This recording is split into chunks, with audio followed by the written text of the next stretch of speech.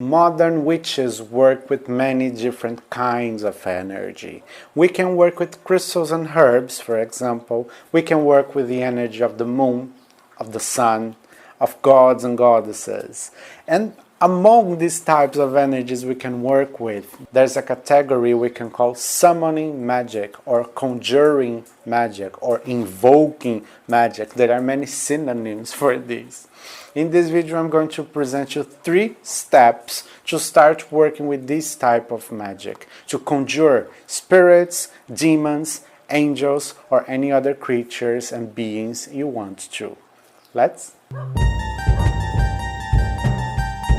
Before we start, let's understand some concepts. Some people say there are differences between invoking and evoking, and these differences are very subtle.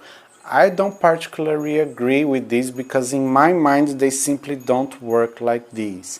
But for formal terms, I'm going to explain this. Invoking is when you summon something or any kind of energy or deity, and your body, your mind, is used as a vehicle, as a receptor, let's say like this. So you receive something. And evoking is when you summon, you conjure something, and this energy or this being manifests in front of you, not inside you. So this is the formal explanation, but for some reason, for me, everything is invoking, because when I say evoke, I cannot link with this activity. Evoke for me has other meanings, like remembering something. Just like in Portuguese, I don't know if it's because I speak Portuguese as a mother language, so it doesn't simply work, evoking doesn't work for me. But feel free to use what's best for you, as I always say. Even though something is considered to be the correct form, if it doesn't fit you, don't force it. So for formal reasons and to avoid hateful comments, because I'm getting tired of them, I'll say invoking when your body is the receptor for summoning something, and evoking when you manifest this energy in front of yourself. So now that we know the basic difference from invoke and evoking, but let's call of them conjuring and summoning, let's see some examples of these types of magic, because this type of technique, it's been used throughout our history, and we have a lot of references to them in books, in references, mythology, poems, throughout all times. So some of the examples are: in Shamanism, the practitioners, for example, they are capable of summoning and conjuring spirits of animals, called totems, and they can use their own body to receive and manifest these spirits. In medieval times, the followers of Neoplatonism, they used to invoke something called the One, the totality. Practitioners of Enochian Magick summon angels using their own language, the Enochian.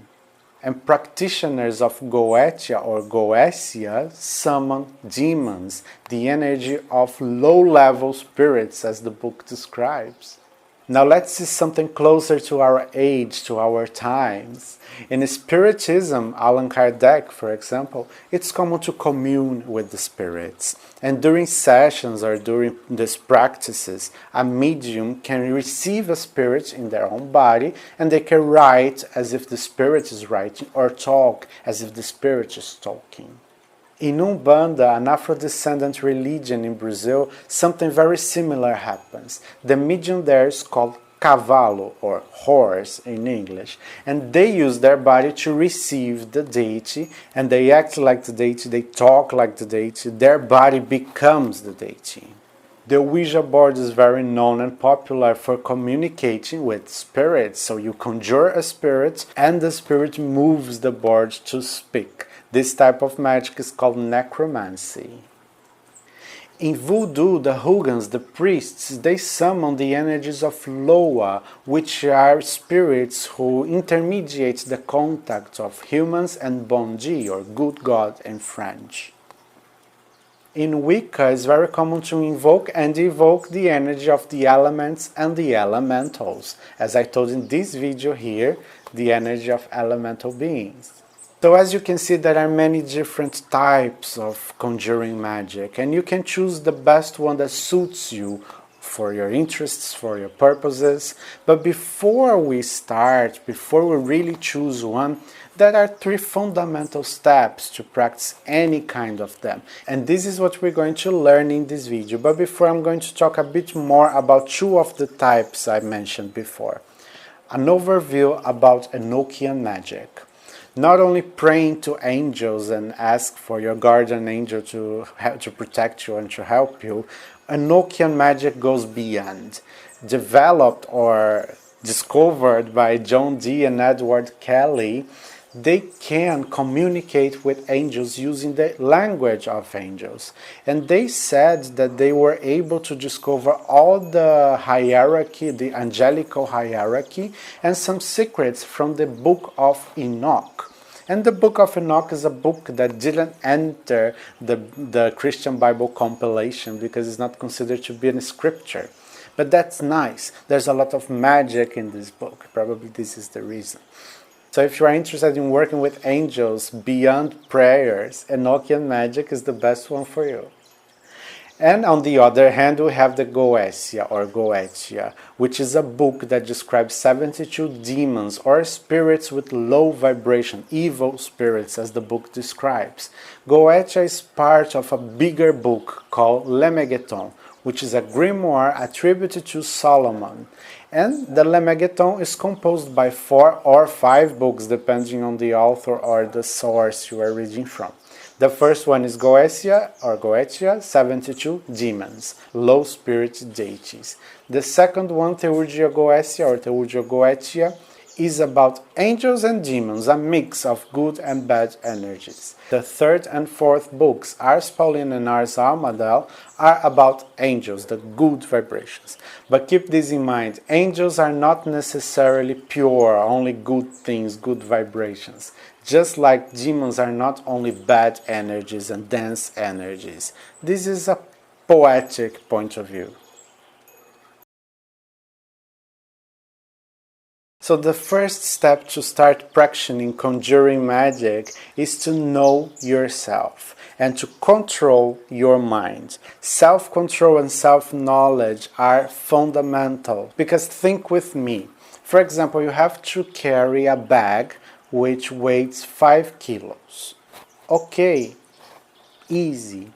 But then you have to carry a bag which weighs 30 kilos. It's not so easy anymore if you're not prepared. If your body is not prepared to carry it, you won't carry it. Or if you carry, you feel a lot of pain after. And for magic, and mainly for conjuring magic, the mind must be strong.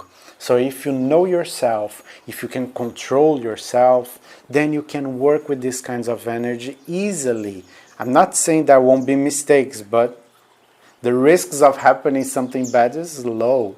So what's the best way to know yourself and to have self-control? Meditation. If you cannot close your eyes and keep quiet for minutes without having interruptions inside your mind, or in other words, if you cannot control your mind to meditate, how can you control the mind of something else or someone else? If you invoke some kind of energy that enters your body, how can you fight this kind of mind, this kind of energy if they want to take over, if you cannot control yours? That's why it's so important to have self-control and self-knowledge. Why am I focusing on this as the first step? Because if you do some kind of conjuring magic and you can't control anything, we know that many bad things are about to happen. And we have a lot of stories, a lot of registers about the bad things that can happen, like combustion, things start flying and dropping and breaking, convulsions, and many other things like that. The second step is to study a lot about the type of magic you are going to practice, about the type of energies you are going to work with, you are going to conjure, to summon, to invoke, to evoke. So after you have the control of your mind and the control of yourself, go deep in these studies. As I told you, if you want to work with angels beyond prayers, study a lot about Enochian Magick and try to study the original books, the original texts, not only interpretations made from third parties. Try to go for the source. If you want to work with the demons from Goetia, for example, try to go beyond the books we have, the translations we have. Try to go more. And the best way to do this is by creating a network of people that work with this kind of energy. So when you know people who are already experienced in this type of area, working with these kinds of deities, they can teach you, they can help you, they can walk along with you. So it's better to go with someone else to teach you than going alone in a very dangerous path. And the third step is to know exactly why you want to conjure something and what are your intentions. So, what's your intention? What's the purpose of this magic? If you cannot answer these questions clearly, don't start, because if you don't know where you want to get, you are going nowhere. If you don't know why you're doing something, you are not going to achieve this result either. So let's make a quick review. Self-control and the control of your mind. Then you study a lot about the type of energy, the type of beings, deities you want to conjure. When you understand them better, you go further. Now, what's your intention? What's the reason for doing this? If you have these 3 steps clear, you are good to go. So this is it. This is the basic stuff you need to know about summoning magic, conjuring, invoking, evoking magic. And these 3 steps: self-control and the control of mind, study deep about the subject, about the deities, and know your intentions. If you follow these guides, I'm sure there will be no mistakes, or just little mistakes, because they are common. So if you enjoyed this video, please give your thumbs up, leave a comment below, share this video with your friend, and subscribe my channel. Use our Oracle, it's free, and join our Telegram to receive some updates there, because YouTube is not always updating about my videos. Thank you so much. And if you're still here, why don't you stay a bit longer on my channel? Here you'll find all the goddesses I've talked about. Here you'll find all the spells and magical studies I've talked about. Here you join the Telegram, and here you subscribe the YouTube channel for more. Thank you.